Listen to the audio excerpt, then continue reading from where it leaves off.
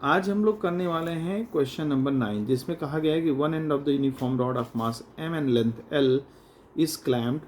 The rod lies on a smooth horizontal surface and rotate on it about the clamp end at the uniform angular velocity omega.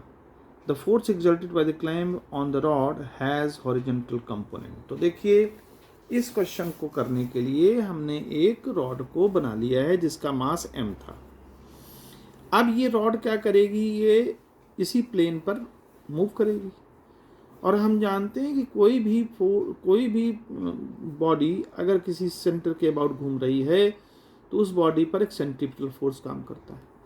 यानी इसके अंदर, rod के अंदर जितने भी मौजूद पार्टिकल हैं उन पर एक फोर्स काम करेगा टूवर्ड्स क्लैंप, जहां से क्लैंप है उस डायरेक्शन में, क्लैंप की डायरेक्शन में सेंट्रीपिटल फोर्स काम करेगा। तो पूरी रॉड के लिए ना बल्कि हम एक छोटे से एलिमेंट को ले लेते हैं जिसका मास dm है, जिसकी लेंथ dx है और जो कि r डिस्टेंस पर स्थित है या x डिस्टेंस पर स्थित है यहाँ क्लैंप से। इसका हम पहले देख लें कि इसका क्या एंगुलर मोमेंटम होगा, सॉरी वो सेंट्रीपिटल फोर्सेस पर कितना काम करेगा। तो इस पर सेंट्रीपिटल फोर्स मान लीजिए dF काम करता है और वो होता है फॉर्मूला mr ओमेगा स्क्वायर। तो इसका हमने मास dm माना है तो dm r ओमेगा स्क्वायर।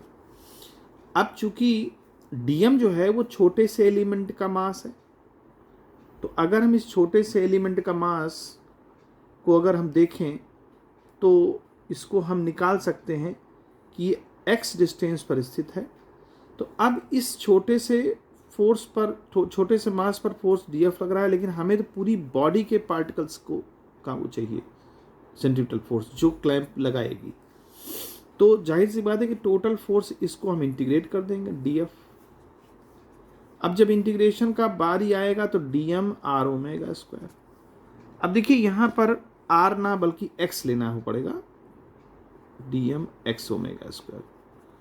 तो dm को निकालने के लिए हम क्या करेंगे, तो dm को निकालने के लिए चूंकि हम जानते हैं कि मास पर यूनिट लेंथ होता है m/l, पूरी बॉडी का मास m है, मास पर यूनिट m/l होता है।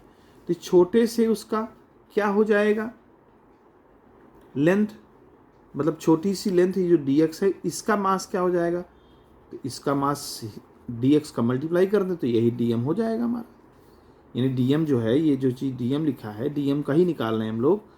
तो dm को कैसे निकालेंगे, मास पर यूनिट लेंथ, और कितनी लेंथ पर हमने मास dm माना है, dx डिस्टेंस पर माना है, तो dx डिस्टेंस का मल्टीप्लाई करते तो ये dm की वैल्यू आ जाएगी। अब dm की वैल्यू यहाँ पुट कर देते हैं, मास अपॉन l और dx और इंटू x और ओमेगा स्क्वायर।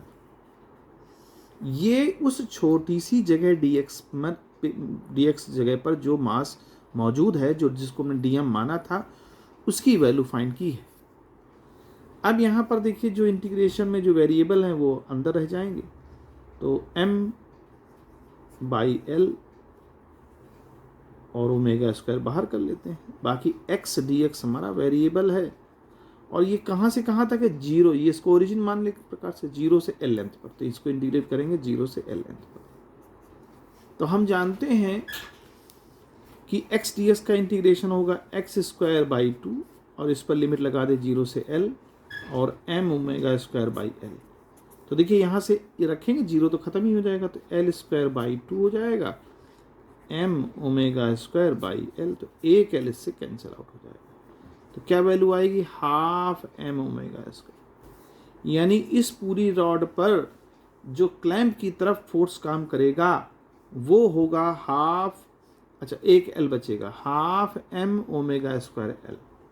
ये जो है इस पर फोर्स, सेंट्रीपिटल फोर्स काम करेगा। तो इस तरह से इस क्वेश्चन को सॉल्व करेंगे।